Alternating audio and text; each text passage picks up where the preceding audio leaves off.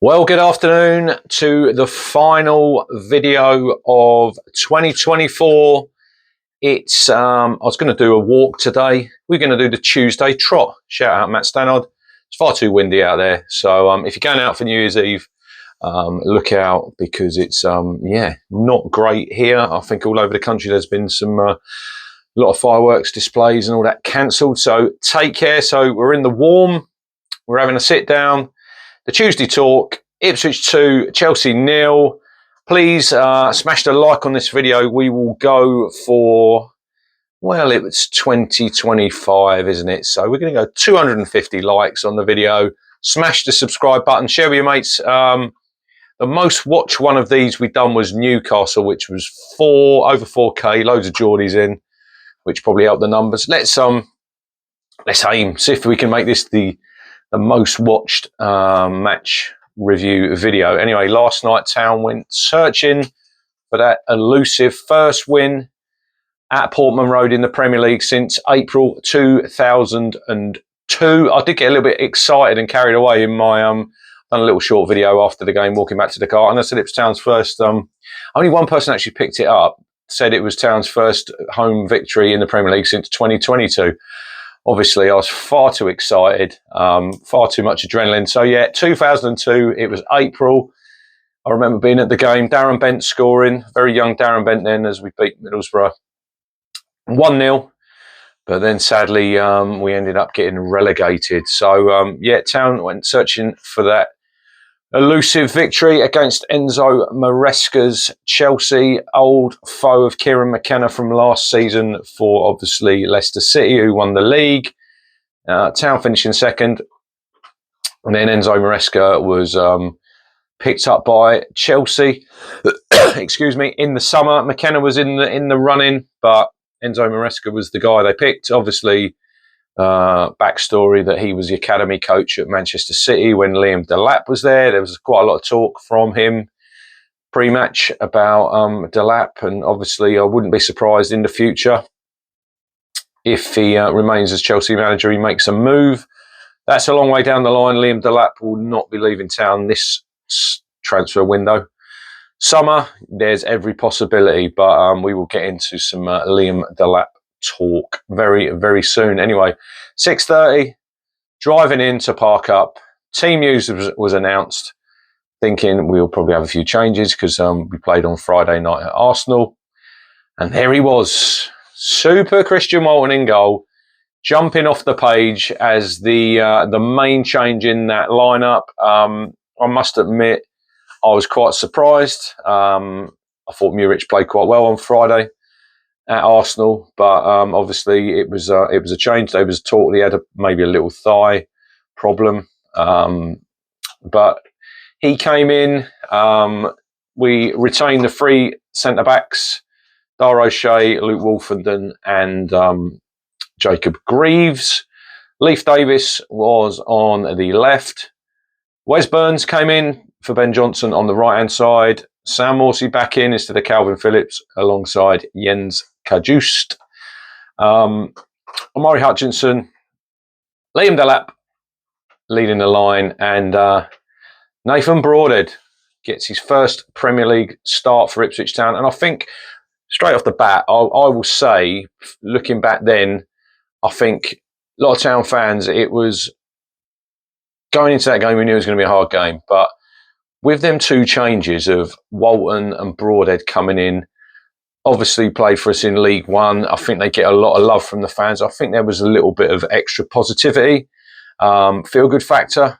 People thinking, right, these two, they deserve a start, and they were in the lineup. So I think when we went into the game, that gave us a little bit of maybe an extra boost, possibly.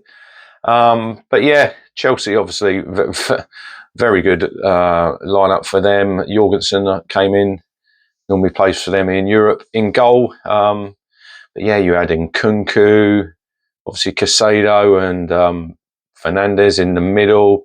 Cole Palmer was there. Colwill. The names roll off the tongue for Chelsea. Nicholas Jackson was obviously on the bench.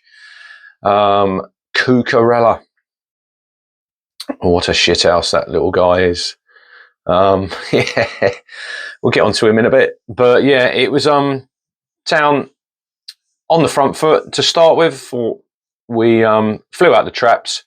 There was a lot more aggression, a lot more energy, high press, and really going after Chelsea, sort of 1v1 in the attacking areas. We went at 1v1. We went quite bold to start with. Wes was playing quite high up, so sort of Dara O'Shea's dropping into that right back area, which he can do.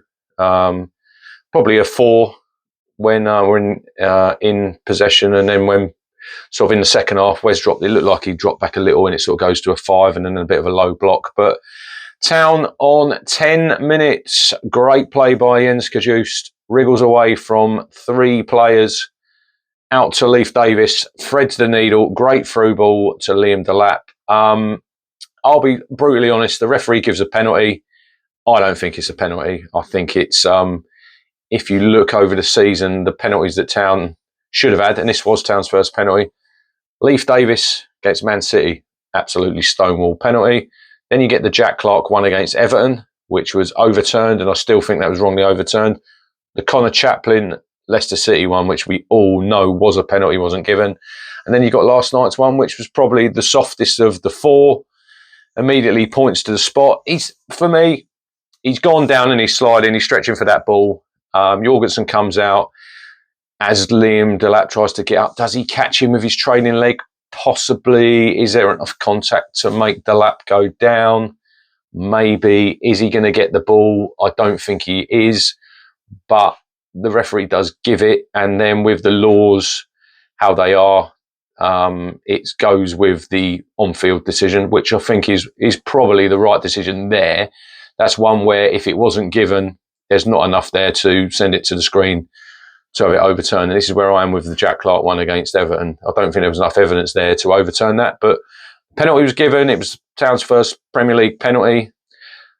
Quite apt that the last Premier League penalty we got was against Chelsea back in 2002, and Marcus Bent at the same end missed, and Carlo Cudicini saved for Chelsea. But this time, Liam Delap is on the spot, and he absolutely buries it to Jorgensen's right-hand side. It's a great dive, full length.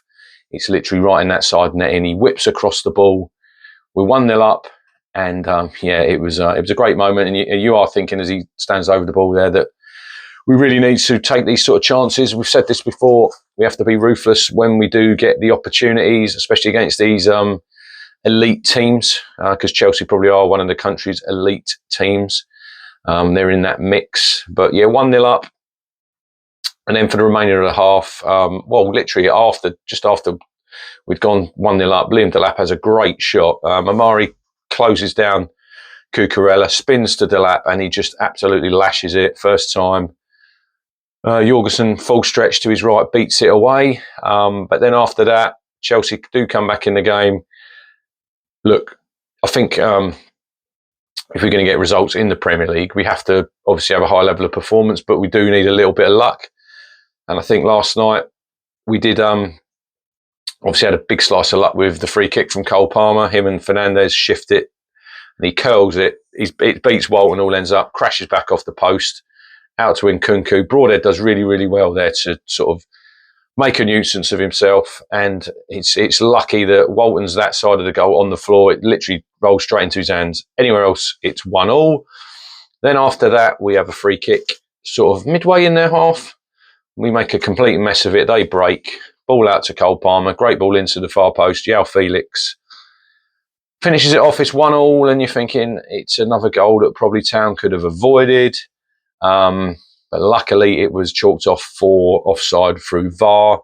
It did take about 3 minutes. I'm not quite sure how it was that it took that long, because if you do look on the still that they did put up on the screen, he's a good half yard offside. He doesn't need to be offside there, really. He should watch that line, João Felix, and probably help himself to the equaliser. But then, obviously, we go in at half-time, leading 1-0. Yeah, Cucurella was doing his usual, diving on the floor after Hutchinson tries to sort of block it as he clears the ball. Doesn't even touch him. I mean, simulation. You call it simulation, you call it cheating. Yeah, and he didn't exactly endear himself to the Town fans. He was getting the bird. He was on our side first half. He was definitely getting it in the ear. But I think it's one part of the Premier League that I hate now. The gamesmanship. You see Odegaard on Friday night when he goes down as if a sniper shot him in the crowd. Thought the ref was quite good last night. He did allow us to get stuck in. I think we have to be aggressive against these teams, especially at home. Use that home support. Get in their faces, make it difficult for them, and I think we did in that first half last night. Came out after half time, and for the first 6-7 minutes, it was all Chelsea. We were getting deeper and deeper, and you're thinking this is going to be a very, very long half. But then the right back, Desiree, plays an awful pass, literally straight into the lap. We're breaking. You think Delap's going to do the step over like he done against Aston Villa, but holds the ball in their right back channel. So plays the ball into Amari, and he's still got quite a lot to do there. Shifts it inside, one touch onto his left, buries it in the far corner. None of this woke nonsense, not celebrating against one of your former clubs. He pulls out the full somersault. It's a brilliant moment. It's a brilliant celebration. It's a brilliant goal. And I think in that moment, if you're inside the stadium, you had that little bit of breathing space. Town, when it was 1-0, you're living on the edge. When it went to 2-0, I think you're thinking, yeah, we've got a very good chance now. That was on, 55 minutes. I thought if we can manage the next 15 minutes, get to 70 at 2-0 still. But I thought we managed the clock really well. I think on about 75, we have a spell of about 4 corners.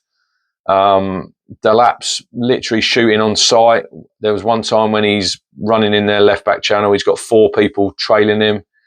Comes inside and just absolutely belts the ball. He's literally levers it, doesn't he? Puts his foot through it. Jorgensen saves it over the bar. He really gave us an outlet last night. He was so strong. He was so dynamic with his running. It was his first goal, obviously. He'd been 6 games without a goal. And he really, really showed everybody last night that he is an asset. He is improving massively. He's improved massively since we've had him. If we can keep him fit till the end of the season, there's going to be more goals. I think that's of the 18 goals we've scored, he's been involved in 9 of them, 7 goals, 2 assists. So obviously going to play a massive part in the second half of the season. Hopefully we can sign another striker to help him, take that load off him. But his price tag from last night has risen again. In my mind, he should be in Thomas Tuchel's first England squad. I think that's in March. Not saying he should be starting, but he needs to be in there learning from Harry Kane. Best young striker in the country, as far as I'm concerned. Will go for a lot of money in the summer. Whether Town, I think, remain in the Premier League or we get relegated, I think he goes regardless. And it's that player trading model that Mark Ashton's always banged the drum about. We're going to make quite a lot of money on Liam Delap. But enjoy him while he's here, guys and girls, because he's not going to be here forever. But it's just great fun watching him. I mean, it was literally from the kickoff last night. He sticks one on the defender. Doesn't worry about anyone's name. I will say, excuse my language, Liam Delap, no fucks given, because he just does not care. But yeah, 2-0. And then from there on in, I think Town managed the game well. There was a few shots from long range. Walton claimed all of his crosses. But Town did provide a threat on the counter with Hutchison and Delap, obviously, and Nathan Broadhead, who I thought was very, very good last night. And run out 2-0 winners. Towards the end of the game, Chelsea, they'd just totally lost the plot, didn't they? And they just played into Town's hands. There was a few yellow cards dished out. Leif Davis had an altercation right in front of us. Sammy Morsey got a yellow after the final whistle takes him on to 6. Delap got one for delaying the restart. Then he kicked the ball back on the pitch when there was already a ball in play, which, a little bit needless, but it broke the game up. Nice to see Amari avoiding that 5th yellow card. So that now resets to 10. That's the next point of call. So he's on 4, Delap and Morsey are on 6 yellow cards. So obviously they need to be a bit careful, because then they will get, I think it's it'd be a 2-game suspension. But yeah, when Chelsea were losing the plot there, played straight into Town's hands, killed the game, killed the clock, and we run out 2-0 winners. And it was just absolute pleasure. Great end to a great year for Town.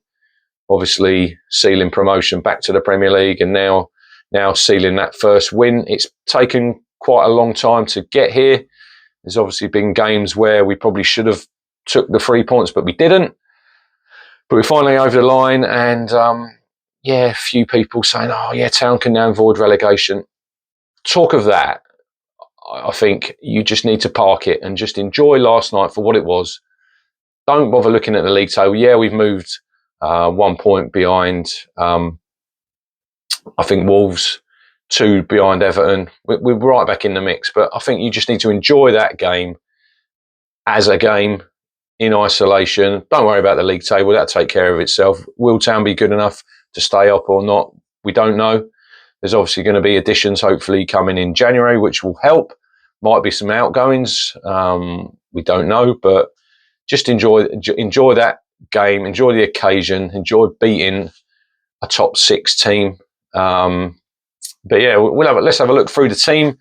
Obviously, Walton got the sponsors man of the match. I thought he was excellent. He came in, didn't he? There was a great save just before half time from Palmer. I think it was a very good save, but I think that's a standard save that any top Premier League goalie should be saving. Goes with his wrong hand, flicks it onto the bar. Thought he came for the ball, claimed all his crosses. Distribution is not his strong point. We know that, but I think he's a bit more calm at the back, calm in influence. And there wasn't that general nervousness, I think, when Muric has been playing a few games, and it goes back to him. Walton did go long a few times. And I think Town just have to be a little bit more sort of savvy now, playing out. Yeah, pick your situations, but I think sometimes if you have to go a little bit longer up to Delap, just to avoid any sort of needless chances. There was one in the second half where we played out and we got caught, which I think is probably going to happen. But with regards to Walton and Muric with their feet, I don't think there's a lot of difference, to be quite honest. But it's now Christian Walton's shirt. It's his shirt to keep. And he should get a fair crack at it now, as far as I'm concerned. So hopefully he can keep the level that he played last night, level of performance. He's not played a lot of football in 2 years, and like I did say, he's probably in Town fans' eyes become a better goalkeeper by not playing.